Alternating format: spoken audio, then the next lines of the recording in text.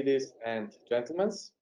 Great pleasure to welcome you to our newest Next Pharma Summit webinar with a quite intriguing title, Conversational AI Powering the Next Horizon of Pharma Customer Engagement.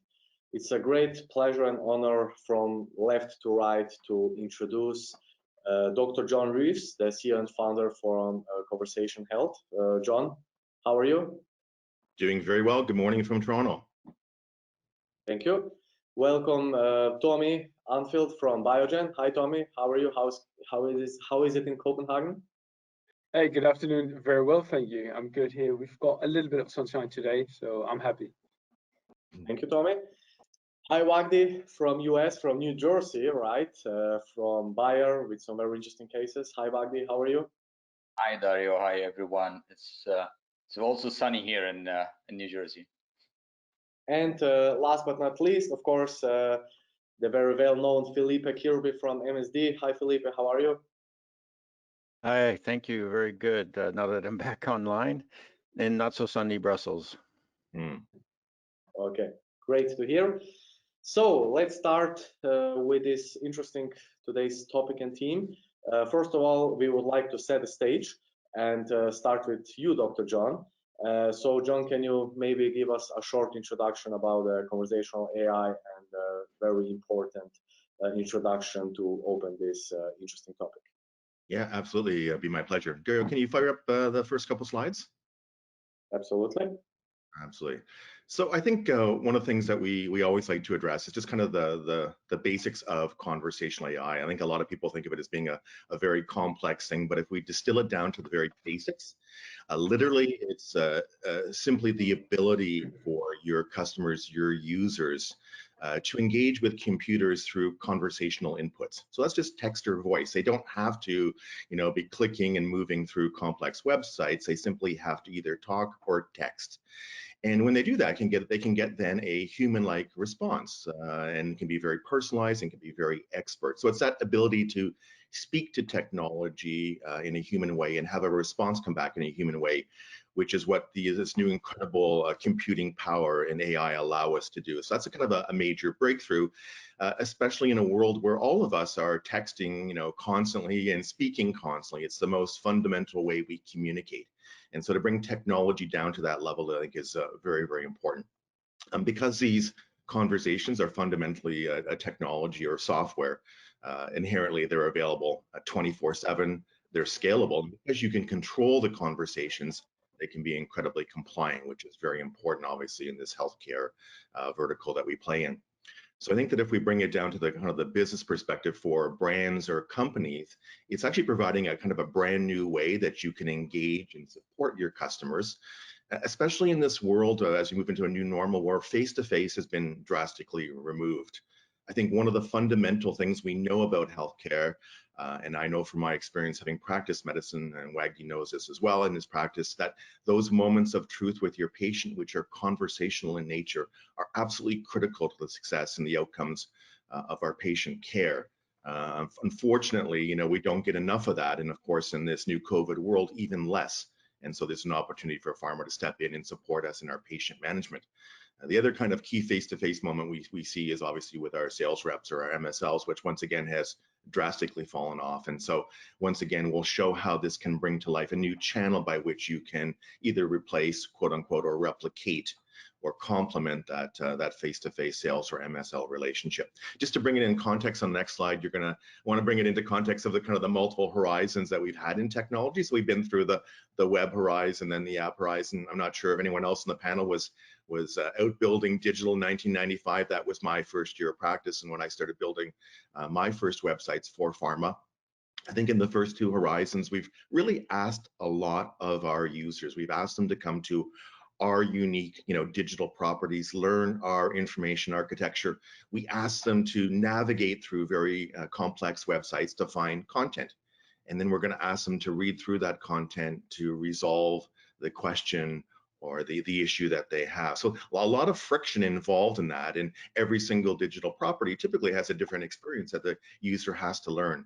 As we've moved into the conversational AI horizon, we really distilled that to a very simple UI that everyone knows. It's very, very simple. And so fundamentally, strategically, I would say that we are moving away from a world where we ask customers to search for information to a world where they simply have to ask, and then they get an answer and a conversation and an experience which is far more human and far more powerful than the previous two horizons. The one point I would also say is if you look at kind of the early days and the early days of web or app, we're kind of in those early days of conversational AI as well. That said, we've learned so much from the first two horizons that we are definitely accelerating through this third horizon in a far more powerful way. We're not making many of the mistakes that we've made earlier. I think that's powering far more sophisticated solutions. The other point I would make is that pharma, which has typically been a laggard in the web and the app horizons, it's definitely a fast follower and in some cases a leader in conversational AI. And I think that's founded in the fact that the conversational experience is so powerful in the business of pharma that they recognize this need and urgency to move into the conversational AI horizon. On the next slide, Tommy, you know, one of the things that we always have to recognize is that if done well and done right, when you build conversational experiences, and by the way, in pharma and in healthcare, these conversations are pre-structured and pre-written. And when those are actually stored in your conversational platform and users are engaging, it doesn't matter how they come in for the experience. It could be a web chat, it could be mobile or through a banner ad, a conversational banner ad, it could be through a call center or voice, or what we're seeing now is a kind of an accelerated movement towards the digital human. Any of these conversational touch points can be powered by one conversational solution. And so you're having the ability to amortize or leverage your conversations across a lot of different touch points. The more conversations that are taking place through any of these touch points, those are all just training and providing more data that trains your bot and makes them more accurate. So the more you're doing, whether it be across channels, across brands, across markets, you're leveraging up your data, which leverages up accuracy. And of course, on the flip side of that, the more you're doing, you're leveraging down your costs because you're able to use conversation sets and technology across all of those different brands, markets, and customer groups. So that's really important. Okay, and on the next slide, you're going to see that when you're looking at it from a strategic perspective, as we kind of mentioned, three key things where Dr. John, we lost you. You would use conversational AI. So number one, as we've mentioned, you can virtualize a lot of your human interaction, whether that be physician-patient or whether that be physician sales rep or MSL. Many of those things can be virtualized. So important in this COVID environment and also following on. Let's not forget that any virtual model should be designed to complement existing face-to-face interactions, not designed to replace in all cases. Okay. Secondly, as we talked about before, every single digital touch point that you have now, we can reduce the friction and the need for your users to search for information. And let's not forget that in many cases, our users will not do that, right? When a physician has an immediate need, he is not going to want to navigate through complex brand sites to find the information that he needs at that moment of need in his clinical day as he's trying to manage a patient. So we can actually literally improve our digital touchpoint experience by moving from that search to the ask model by simply deploying a bot on your digital properties. And that could be website or it could even be an e-detail. Last but not least, and this is the exciting feature that we'll probably talk about later, is that we actually have the ability now to create brand new customer channels. I'm sure Wagdi will talk about the voice solution that he's just launched into market in the US. So we're seeing now that we're providing our users with brand new channels by which they can interact with us. And although these are early, these will become very, very powerful, especially in the ability to multitask. I'm sure we'll talk about that and how voice will allow physicians to do multiple things at the same time, one of which is engaging with you as a brand or a company. All of these touch points, all these interactions allow us to better understand our customer needs. So providing us with an enormous amount of data. It tells us a lot about what they want along their journeys. And of course, that powers a lot of our other interactions.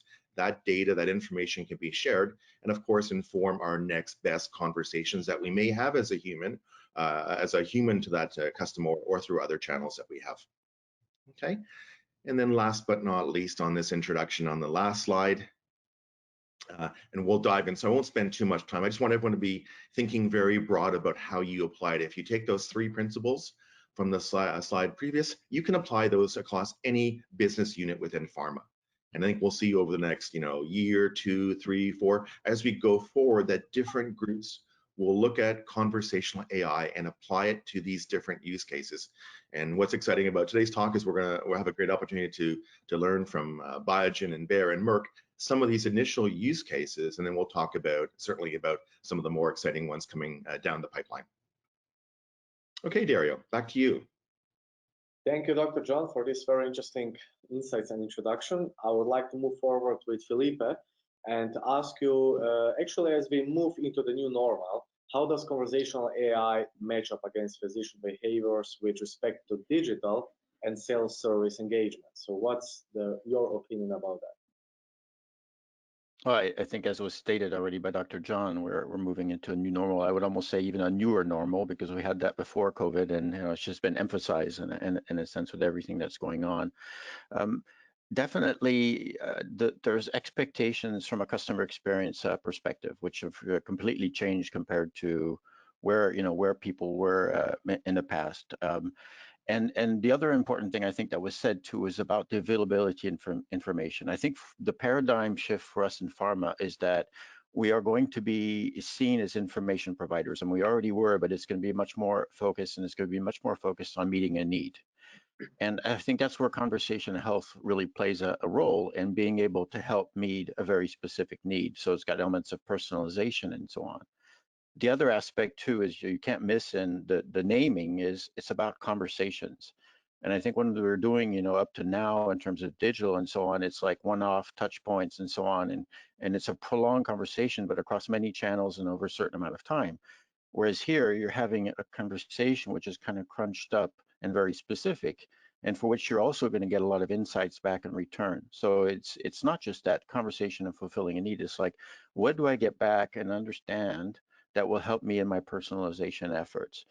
And then again, the always on, I think really you can't neglect that when we think about what we do from a pharma perspective. We have a tendency to want to focus on the efficiency side of things, but not only efficiency is important, I think it's also the ability to be able to return and fulfill a customer need almost all the time. Thank you, Philippe. Vagdi, you recently launched an enterprise voice and tech solution for medical affairs at Bayer. Can you maybe share some insights about that journey and what was the objective of this business project? Hi, Dario. Yeah, sure. This story started even before COVID, by the end of 2019, where we thought about moving to digital solutions for the healthcare professionals. And when we looked at, we did a survey on 200 healthcare professionals, and you can share the slide for the survey. We did this survey by the end of 2019, and we looked at where the healthcare professional first thing they go to get medical information, and we found that more than 50% or more than 72%, they are reaching to the digital, which is simply they are searching on the websites. And we were surprised also that they half of them actually looking for the pharmaceutical companies' websites, because they are looking for a specific question and specific answer for a specific drug. So if they have something specific for Bayer, one of Bayer drugs, they go for Bayer websites. And then we looked at what is the most important for the healthcare professional when they are looking for a medical information. And we found out that they listed that number one is the credibility. So the website is full of information which may be not correct about our products or even any other company products. It's the Wikipedia you can play and you can write whatever you want about any product. So the credibility is number one, and the accuracy of information is number two, and also the efficiency, meaning that I want the information and the answer of my inquiry right now. So I will not wait for the meeting the sales rep, or meeting an MSL, or calling the contact centers in working hours, but I need the service 24/7 and accessible to me anytime. And as Philippe said, a personalized information. So I need a specific answer for my case for a specific question. So this is all this done pre-COVID-19. So we thought about, okay, I mean, personally, in my house, I have my house controlled by voice, everything. So Google Home is controlling everything in my house. I hope that I'm not overdoing it, but everything in my house controlled by Google. And then we thought about, like, why we don't have this also available for the healthcare professionals, that they can ask question and get an answer. As easy as it sounds, as difficult as to be implemented. So, but it's we started doing the voice, but before we go into the voice, we run a survey looking for another HCPs. Do they have access to the voice bots? Do they have access to Google Home, Alexa, Google Assistant? So in the second slide, we noticed that the healthcare professionals, 66% of the sample which we asked from the healthcare professional, 200 responders, that they have access to a voice and a virtual assistant technology. And the biggest players are Google Home and Amazon Alexa. On the other hand, 43% of the people of the HCPs who don't have access to the voice bots, they are willing, or in the future, they said that they are willing to get one. So this all pre-COVID-19, and if you look at the coming slide after COVID-19, even this is a survey done by McKinsey, and looking at that with more than 50% we've seen before COVID-19, and now post COVID-19, this paper has been published by McKinsey. There is the interest of physicians expected the growth of the digital solutions for finding answer by AI or by medical information communication plan to be increased greater and strongly greater, more than 40% above what they are already interested before COVID-19. So we thought, okay, we go for this is a good thing to look at and to provide solution for healthcare professionals, provide a voice answer and voice solution. We learned in our journey that we need to walk before we run. So we also implemented the chat, which is a text bot, and on top of the chat there's a voice bot. And after COVID-19, I mean, everybody not allowed to touch everything, so it's even better to use the voice to get the answer. So we implemented this in a very successful way, and I think the uptake in the market is really, really very great.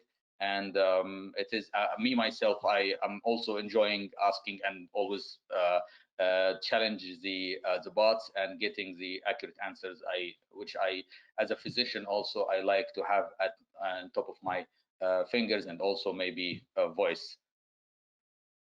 So back to you, Dario. Thank you, Agdi. Moving forward to Tommy, how similar has your organizational journey been compared to this one of Bio? I'd say we didn't did our own survey, but I think we had a lot of the same insights as to where our customer engagement was moving. I think looking around us, not just at Pharma, but just at customer engagement in general, it was clear that it is moving towards chatbots and conversational engagement. So I think it was quite clear that maybe even today, a lot of our customers are actually expecting online engagements to be conversational.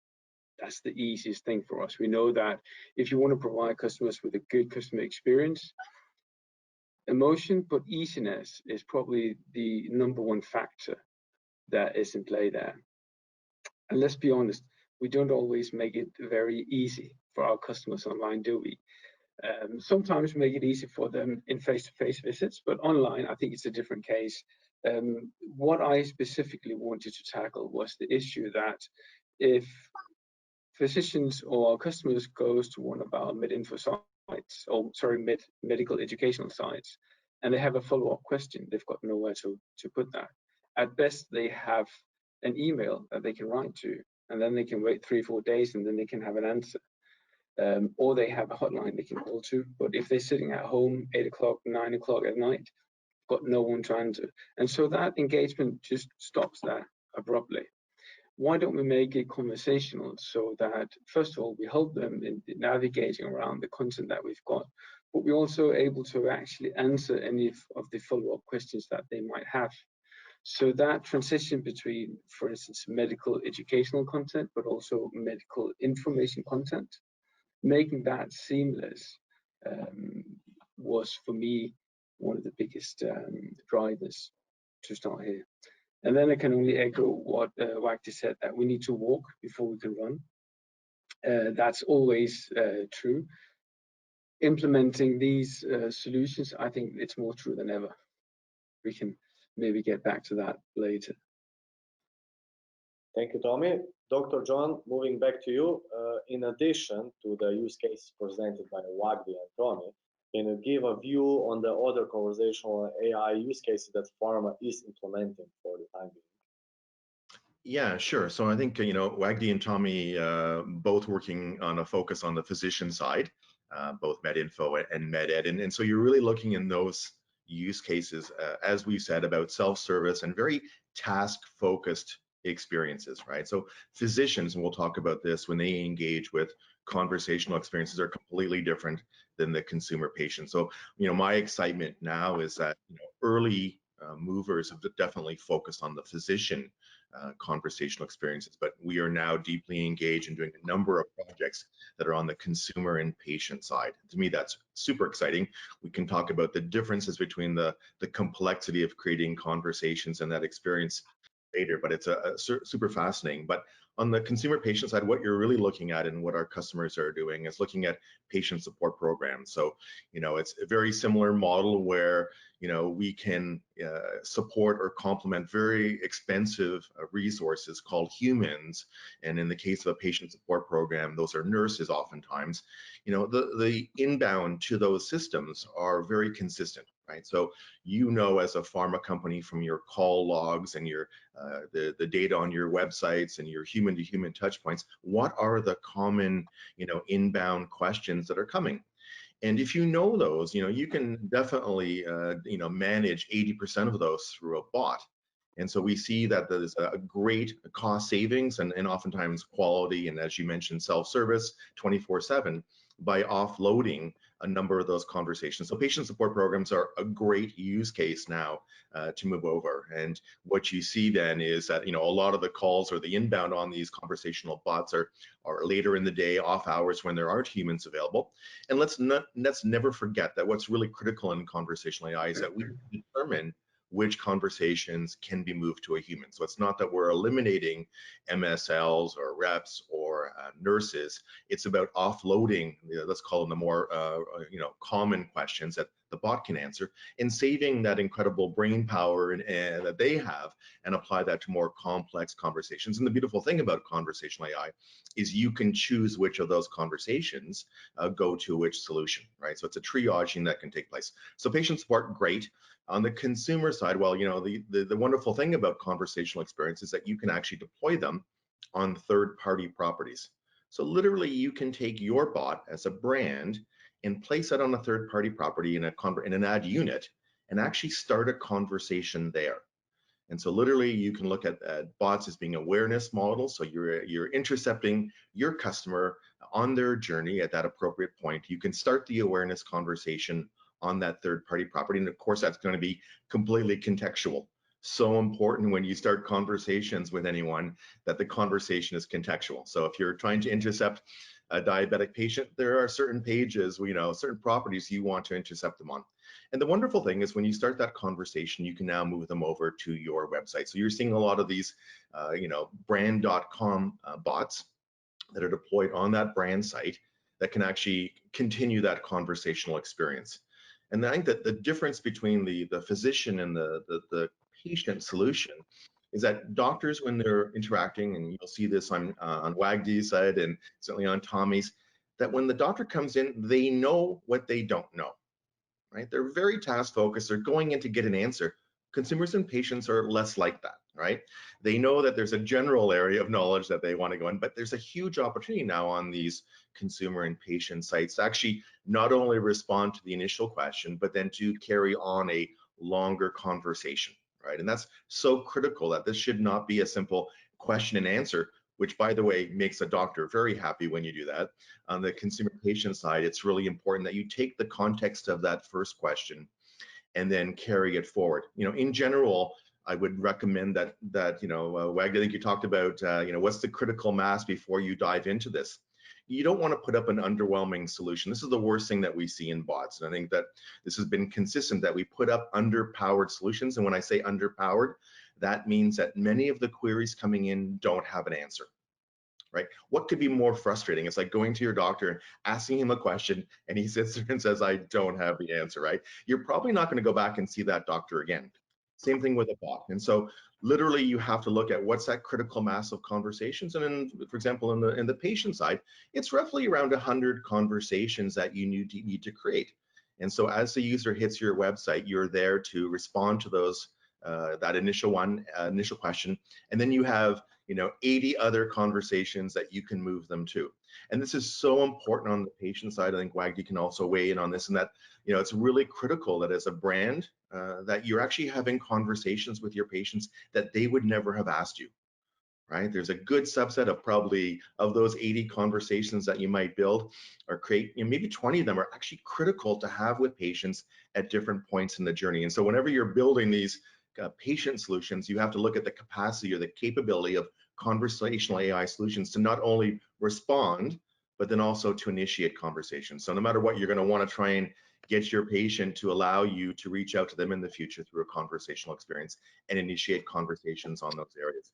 So kind of going back, once again, consumer awareness, moving to brand.com with that patient, and engaging them on a journey to make sure that you do what what the objective is typically acquiring that user, and on the patient, managing them to success. So that's on the consumer patient side. And certainly in this face-to-face challenging world, the virtual sales rep is one of the big things that we're doing a lot of right now. So literally on the physicianbrand.com property, how can you take it from being a conversation which feels much more like you're talking to a human sales rep or an MSL? And so virtualizing that experience, which means embedding within the conversation opportunities to move from a conversation to a live detail, the ability to pull in some of the back-end services around patient material sampling delivered. So, these are kind of the common things that we're seeing, and definitely an extension from the critical early MedInfo and MedEd solutions we're seeing. Thank you, Dr. John. Let's move forward with a question to all of you, which is, as you have begun your organization's adoption of enterprise conversational AI solutions, what have been some of the big learnings? I would like to start with Tommy. So what are the key and big learnings which you have done with your organization, which is, by the way, Biogen, right? Sorry? Which is, by the way, Biogen. Okay, yeah. No, I think one of the first learnings I did was the importance of having identified strong business partners internally that I could use to push forward in front of me when needed. Because let's be honest, at least in Biogen, it wasn't everyone who was in favor of this idea. I first brought it to the table. Many people were, but there were certainly just as many, if not more, people who was not that much in favor of it. We tend to be very conservative in pharma and say, well, we don't like that, we shouldn't do that. So identifying that very strong business partner internally that I could use to sort of plow forward with me. The other one is having a very strong external business partner that you can actually also use to sort of bring into that heavy discussions around some of the technology. Are we actually capable enough of finding the adverse events, reacting to adverse events and product complaints, reporting quickly enough? On myself, I'd say having to react and behave very much like a teacher, actually, internally, acknowledging the pushbacks that were from the organization, and instead of them just plowing through it, also stopping up and bringing people on this learning path, so that instead of just forcing them to say yes, explaining to them why we actually can't do this, why we can, how we can recognize adverse events, how we can make this in a compliant way. I'd say probably the last one of the last bigger learnings I did was that, as we've said many times now, it's a conversational AI, it's conversational engagements. And we tend to focus a lot about the technology when we are to implement these solutions. So what is the NLP behind? How is it set up? How is it integrated with our systems? And how can that be done? How secure is it? But what about the conversations that are being written?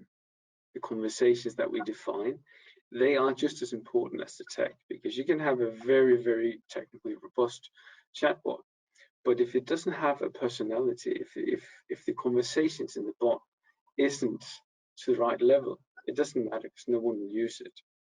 So spending a lot of time on that personality of the bot as well, and really be bold and dare to push a bit, at least I found in Biogen, that was needed. Thank you, Tommy. Let's move forward with you, Philippe, with the same question. Yeah, thank you. I mean, the conversation so far has triggered certainly a lot of thoughts here. So I would start with, so I think it will be spoken of later, but Merck Canada was one of the spots where we looked at conversational AI, and even in general, the business case for conversational AI chatbots was mainly in medical, and the ability to answer medical questions on a 24/7 basis. But if you think about that, and you think about what's gone on with COVID, is that this focus on medical is become even more important. So I kind of mentioned earlier this need to be able to inform customers and to inform them when they want, and how they want. And so, when you make that choice and you think about that business case, you think, okay, that's a good starting point. And the other important fact is that this paradigm shift of providing in medical information is the permission marketing side of things, of saying, if I can provide medical information, it will allow me to carry on the conversation to more promotional things. And that's also kind of a paradigm shift that we're going through, is that promotional has had to take a second seat to the more medical side of things and providing medical information. And if we didn't do that, given that everybody wants to do digital nowadays, everybody wants to do AI and so on, we'd be very quickly losing a lot of customers if we didn't ramp down on the promotional side of things and try to engage customers where they want to be engaged, right? So I think that's really one big learning, is probably made the right bets, but also that we needed to manage that shift in how we provide information very carefully, and be mindful of how we're connecting with our customers. I think the other thing, and Tommy kind of touched on it, is that personal side of things, personality, being able to have a conversation which seems a bit more personal to the person, to the HCP that's engaging with you. I can make a parallelism here. So pre-COVID already, we were like probably most of the pharma companies who are on here, we are using Viva, and we started arming our reps with Viva approved email. And the reps, of course, were using this as a second way of engaging customers or doing follow-ups and so on. The open rates and the click-through rates on approved email are phenomenally high, above any industry average, twice what you would expect anywhere else, and twice versus marketing emails or mass marketing type of emails. And that is because of that personal relationship that the rep has usually with their physicians. So if you can somehow emulate that in what you're trying to set up, of course, your results are going to be much better. And again, you're back to this notion of, this is a conversation. The more precise I can make it, the more I can learn for it for the next time around, the better it's going to be. Thank you, Philippe. Wagdi, please unmute yourself. Sorry. I think what Tommy and Philippe highlighted is really very relative to this, and I think there is a nice, also another paper published in October 2018. Like, you have to fight 4 fights if you want to do the digital transformation, especially in medical information. And the 4 fights are simply like, fight ignorance of the company. So sometimes it's like, the organizations are very big, and we are physicians in medical affairs, so you need to fight the senior, the management, or like the IQ of the company for the technology. So you need to build this, foster the innovation mindset. So the second fight is the fight the fear, and Tommy was saying that fighting fear, how we're gonna report adverse events, how we're gonna report PTC, and we may be in trouble, and if the doctor said this or that, what should be, how's the HIPAA regulation. So it's a lot of things. The fear, you need to reassure the management and the organizations that you will be addressing all the fear point. The third fight is the fight the guesswork. So so sometimes like people would say, okay, let us can the technology do this for me, can the technology do that for us, and it's completely guesswork. But we need to have to manage the expectation and to look at what the technology can provide us and communicate this. And the answer to fight the guesswork is to do pilots. So if you are going to do pilots in by brand or by therapeutic area or by specific areas, that would be fighting the guesswork. The last fight you need to fight is a fight diffusion. So you will have a lot of the ideas coming along of the way. Can we make the voice bot, or can we make the chat bot provide video and provide animation and then link it to? So you need to focus. So to be having an effective strategy, we need to focus on the objective and avoid any diffusion, avoid more ideas, because as long as you are sitting on a table with people having a great ideas, but you cannot accommodate all the great ideas at the same time, because simply the technology has its limitation. And if you addressed all the ideas, then you are moving to the zone of fighting fear, and then you're opening another Pandora box, which will make it another problem. So you need to focus and use the pilot and be specific to address this. And I found this paper is very related completely to what we did in Bayer, that this is exactly describes how it started from the start to the end, and how the organizational change and the behavior of the organization need to change to have to win these 4 fights to deliver something really tangible and important for the patients and healthcare professionals. Because as long as you're giving a healthcare professional a great service, this will be reflecting on their decisions for the patients, and we put the patient first always in our thinking.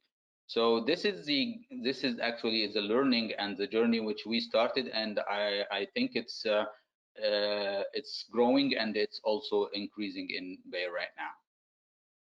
Thank you, Agdi. Dr. John, same question. Sure, just a couple quick points. So first off, Wagdi and Tommy, I didn't realize it was such a fight, but I'm really excited that you guys have done such a great job of bringing it through your organizations. Working on your projects has been, super exciting. One very quick thing is that content is always a question we get, and how do you build conversations? Will we have to invest enormous amounts of money in creating the content for these bots? The answer is no. Pharma created incredible resources in terms of content, right? The websites and medical, there's just so much content you have. The challenge when building conversational solutions is just taking that content, deconstructing it, and conversationalizing it. So I don't want people to think that's a barrier. It's actually there, and you just have to address it. Secondly, I think that as you go and take that content and turn it into conversations, I think Philippe was bang on.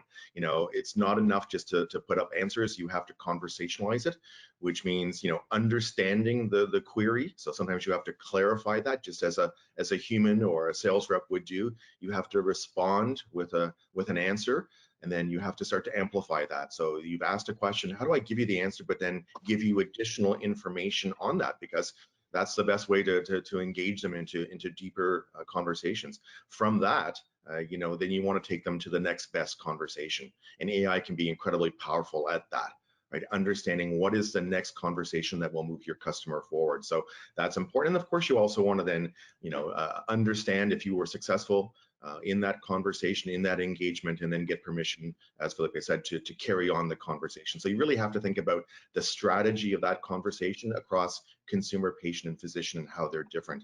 I think certainly with Merck in Canada, they did a great job on the third point, which is it's not enough to build a bot and just deploy it. It's like websites. Unless someone knows that it exists, they're not going to consume it. And we see a direct correlation between marketing of your solution, making physicians aware that they can now self-service 24/7 via this new solution. If you do that, they will engage. If you don't do that, if it lives on a web page, the only traffic you'll see will be the physicians who happen to be stumbling through and hit you on that page. And so, you know, you need to market it. And as I said, you can do that through third-party sites to initiate the conversation. But in the case of Merck, you know, as an example, they've taken their bot and put it front and center on their MedInfo solution. So if you go to Ask Merck, which is a typical new model for pharma, you know, that's where you go. And when you get there, the first option for you is to engage in a conversational experience. And so when you put it front and center, you are now starting to change the behavior pattern of your customers and moving them to this new solution. Last but not least on this, I think one of the key learnings, and I think we've seen this because we're now working not only with the three great individuals on this call, but with 16 other pharma companies that we're now working with, is when you start these projects, think of them and initiate them with the intent to scale. Conversational AI is designed to scale. And so the more you kind of think about that up front, you know, identify what you need to do so that when you finish this first project, how do you then scale it not only within that one market, but scale it globally? It is an inherently scalable solution. There's immense power in taking conversational AI, and so I think it's and bringing it to larger markets. And so thinking about that up front, I think is really important. Thank you, Dr. John. Before we move forward, just a quick note to our audience. If you would like to ask a question, please feel free to do. And there is already one question, which is, how do you work with and educate ML errors in your company? Who would like to answer on that? Sorry, what was the question? How do you work and educate who? Work with and educate, I suppose, medical legal review in your companies.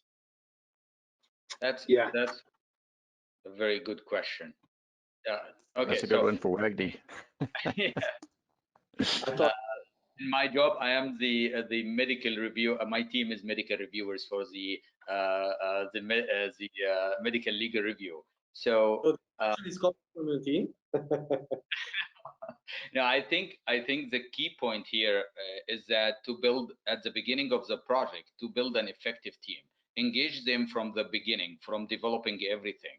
Don't just until you have the material and you tell them review this, because once you do that, they will be freaked out. So don't do that. Bring them in the table at the beginning, and I can claim that we created a team at the beginning of this project, and this team includes the legal, the regulatory, the medical, all the part from the beginning around the table.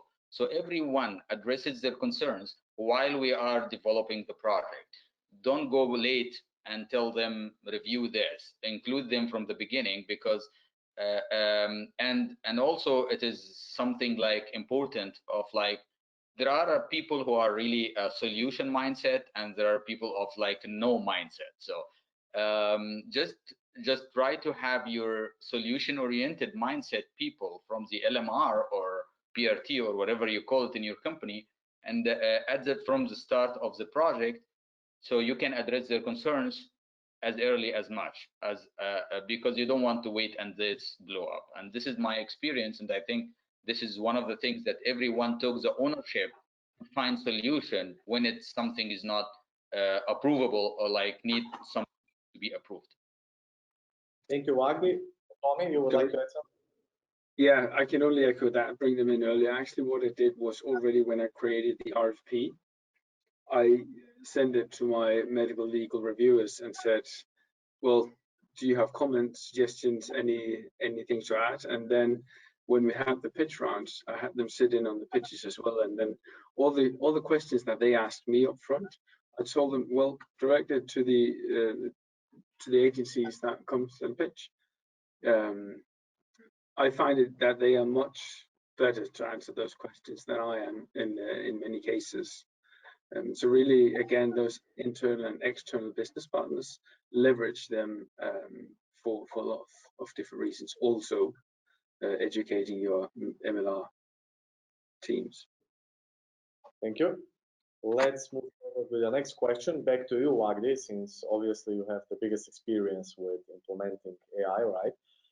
which is, can you maybe share some early results? Of course, it's still quite early to think about any concrete and relevant results, but what are the insights? What are the key results so far and the response after the I think, yeah, it is early, but I think in the first month of the launching the bot, the text environment, which is we get more than 1,000 interaction between the healthcare professionals and the looking for information. And also we looked at like we are reached in 1 month to in the very early on more than 100 physicians with more than 1,000 interaction. So for the text bot and for the voice, we are actually also in 1 month we are reaching more than 40 interaction. Doctors are using the bot, the voice, for one product. We have to say it's a pilot for it's one product. So one product in voice with a 40 interaction in a 1 month. And we have to remember that we still didn't make a clear awareness for the external, for the healthcare community. We're still building the awareness campaign for us, but without completely awareness, with only word of mouth, we get this traffic. So this is actually I think it's a very, very good engagement. And internally, I think the management also and the senior management were in there like found this now it's a necessity. It's maybe before COVID-19 it's something nice to have, but after COVID-19 it became necessity. So they actually endorsing more moving to this. Now we are seeing that the conferences and the medical conferences went virtually. So there's also another scope of like everything's now became virtual. So with the new reality, I think it's becoming more and more necessity. Thank you, Agdi. Dr. John, would you like to add something about that? Yeah, I mean, I think that one of the things that you see, and I think Wagdy's done a great job on this, is that it's best not to launch these with a full, that's not when you do your full launch, right? I think that, and Wagdy, you can speak to this, I don't know your numbers, but you start to see very quickly as you launch a bot in a pilot or this kind of an environment that the bot starts getting trained. And what you're looking for, excuse me, is the early measures are the accuracy of the bot. How good is the bot at understanding the utterance or the input and the ability to identify the proper intent and then serve that back to the user? This is absolutely critical, and I think that you'll see with Wagdy's work that it quickly, might start off at around 80 or 90% accuracy or somewhere, and then start to move upwards. That is the most critical thing, I believe, early on in user experience, especially on the physician, that when they ask a question, that you serve up the proper intent. And so that's a great thing to see on that pilot. Thank you, Dr. John. Since we are moving to our last 10 minutes, I would like to ask each of you, what advice would you give to anyone watching this webinar as to how and why they should be integrating conversational AI into their digital transformation strategy? Who would like to start first? Maybe we can start. I can start if you'd like. Okay, perfect. I just wanted to say. Yeah. So I think I think this is, you should not take this out of any other strategy in terms of engaging with customers. I think you should really think about the full context of how I want to engage with customers and how does that work in that overall context and how I want to engage with customers. And the reason I say this is that when we think about digital, when we think about artificial intelligence, the knee-jerk reaction, certainly in pharma, is to first look at the efficiency side of things and to think about, oh, we're going to be always on, there's some automation, and so on. So it's about reducing cost, being more efficient.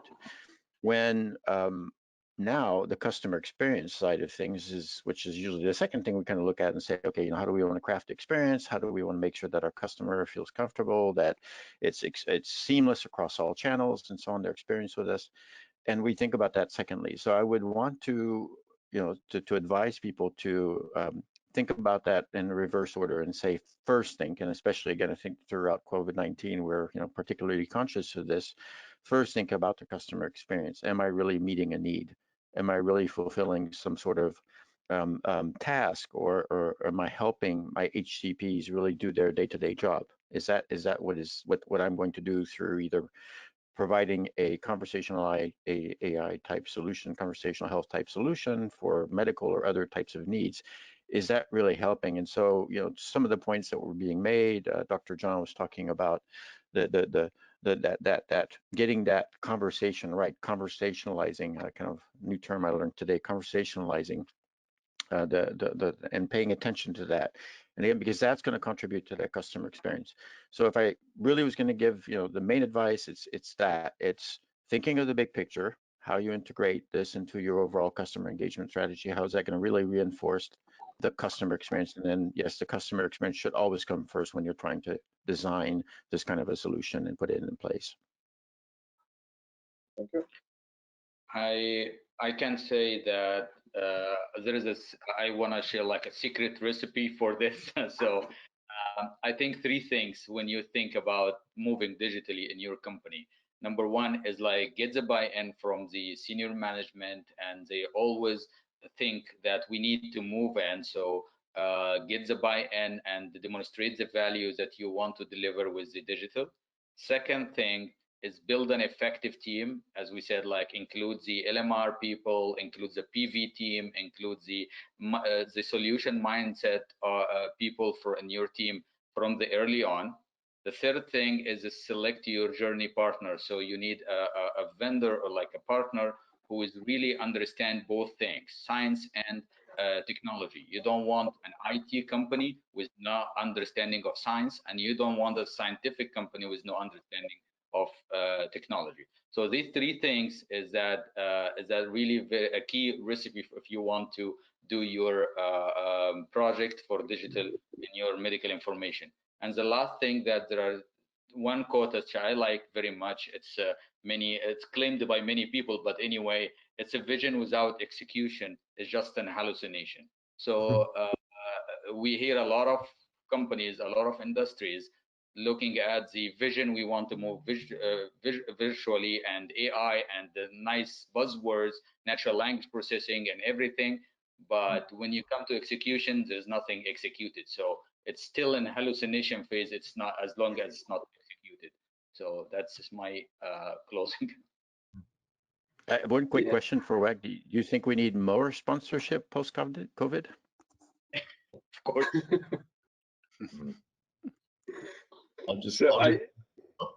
Mood question, I know.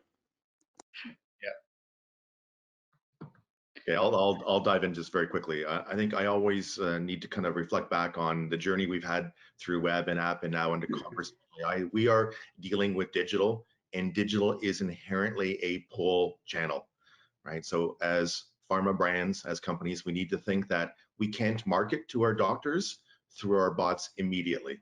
We need to resolve their need. And when you do that, the user will give you permission to market to them. In this case, that marketing takes the form of the follow-on or the next best conversation, right? So I think that is the critical thing. Recognize, like all digital, it's a PR type channel. It's permission based. You need to respond to pull first before you can push. Thank you. Tommy, the final verdict? Yeah, no, I had 3 good advice actually also, so that gives you at least 6 good advice today to take home with you. One of them was be very clear on what challenge it is that you want to fix. To Agnes' earlier comments about finding the confusion, be very clear about what challenge it is that you're setting out to fix, and then stick to that. The other one is draw out your user journey. Make sure that you know exactly how does your users get to the site where the bot is, or get to the bot. How do they get from the site to the bot? Is the bot reaching out to the users? Do the users themselves have to reach out to the chatbot? Second is, how do they get off the chatbot and somewhere else maybe? And the third advice was, don't forget the traffic to your website where this chatbot lives, or where else you put it. I've seen a lot, not just chatbots, but other great initiatives being hidden on obscure websites on the website or on the internet, and we just forgot to drive traffic to it. Thank you, Tommy. In meantime, we asked our audience a question, which is which pharma department would benefit most from conversational AI solutions? We listed 5 different options, and more than 50% of the people actually answered on that. So I will close the pool and share the results, which is quite interesting, and I would say also reasonable, that close to 70% of all pharma functions listed here can benefit out of this. Comments?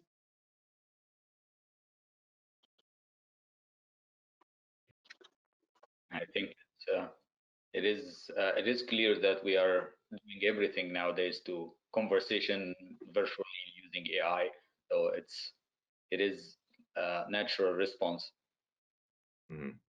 I would say also that I agree with all of the above.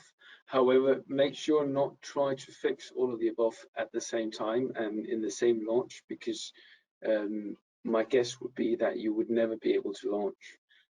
So take it step by step. Yeah. Similarly, I would say you might want to sequence. Start with medical affairs and marketing and patient support. But yeah.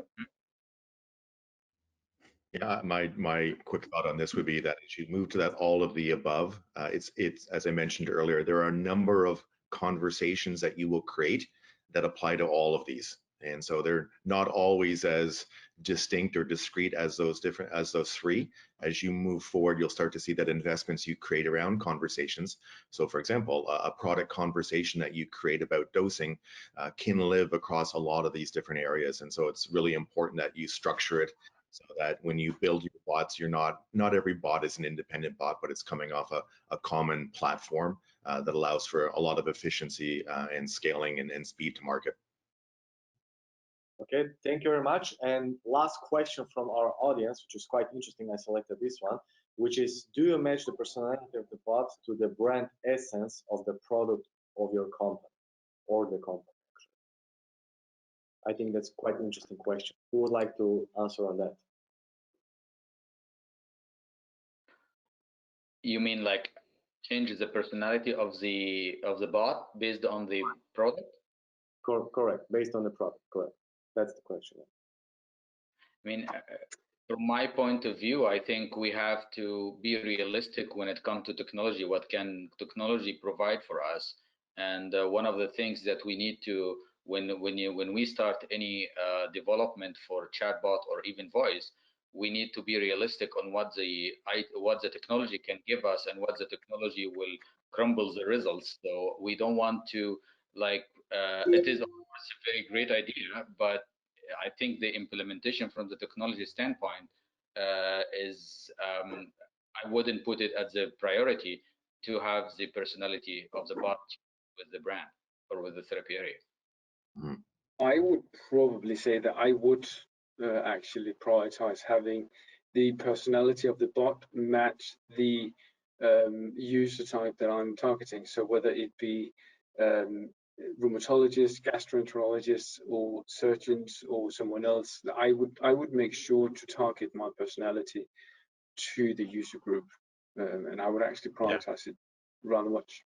Yeah, we have to get away from the brand thinking. It has to be more persona oriented. We invest a lot now in developing personas for digital engagements. That should be the driver. Yeah, so that's, and this is definitely part of that process of building a bot, is going through that persona development. Tommy, you're bang on.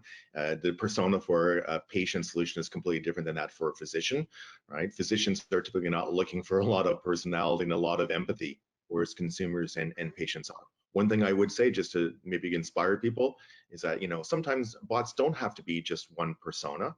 So we're now looking and building solutions where if a physician's asking a question, it can toggle back and forth between a commercial persona versus an MSL persona. A lot of our users, let's not kid ourselves, doctors don't know about med affairs versus sales and commercial. They have a question, but that doesn't mean that, they have a question that could be either on label or off label. And also, so think about that capacity of actually deploying multiple personalities or multiple personas through one bot. Really exciting future that way. Okay.